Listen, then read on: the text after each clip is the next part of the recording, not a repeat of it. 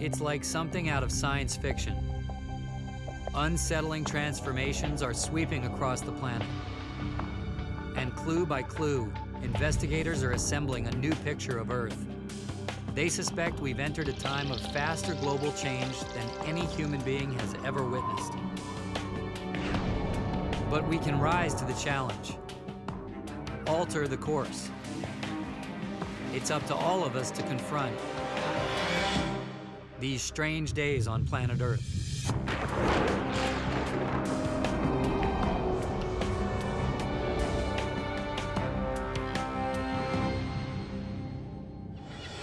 Perhaps the most bizarre consequence of overfishing is being uncovered on a remote shore in Southwest Africa.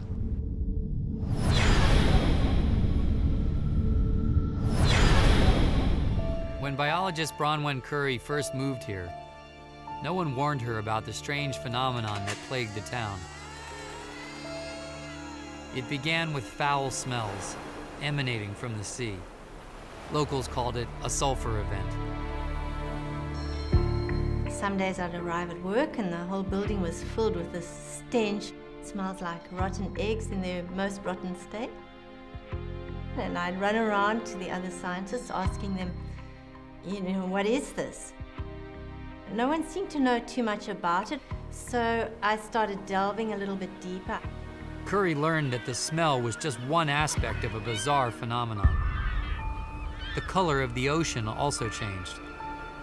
And then, like a biblical plague, hordes of fish would appear, dying on the shore. As Currie delved deeper into the case, she discovered voices from the past. Eyewitness accounts were rich in detail, but they offered few clues about a cause.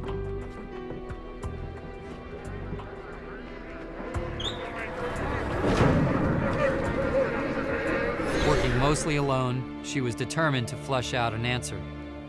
Currie first set her sights on trying to explain the dead fish.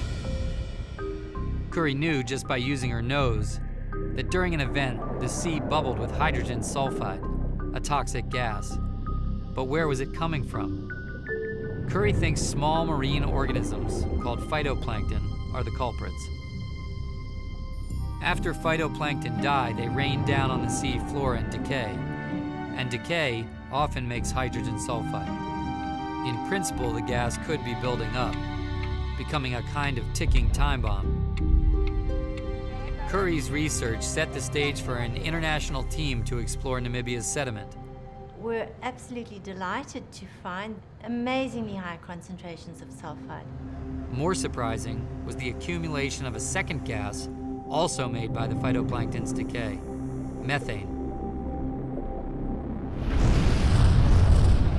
Currie thinks a violent eruption of methane could also release the trapped hydrogen sulfide.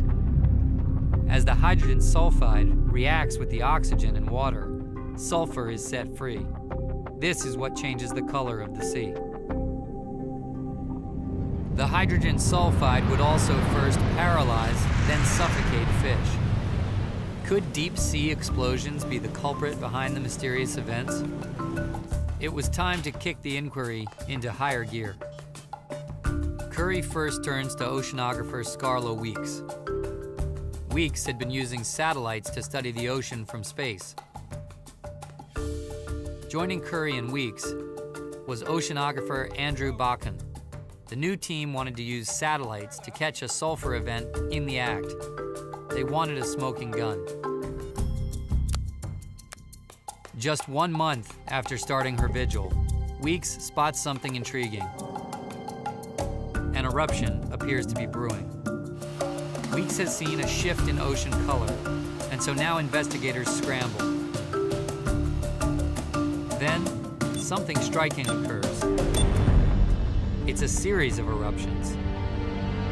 And these back-to-back events are expanding out of control, growing larger than anybody ever suspected, spewing a toxic stench up and down the coast. What were once thought to be small local phenomena now appeared to cover thousands of square miles. Andrew Bakun was now obsessed with the remaining open questions. How did the eruptions get so big? And what triggered them in the first place? For Bakun, a piece of the puzzle snapped into place when he noticed a strange pattern. Deep sea eruptions usually coincided with another rare event: desert rain. I couldn't ever figure out what rainfall in the desert would have to do with causing these things in the ocean.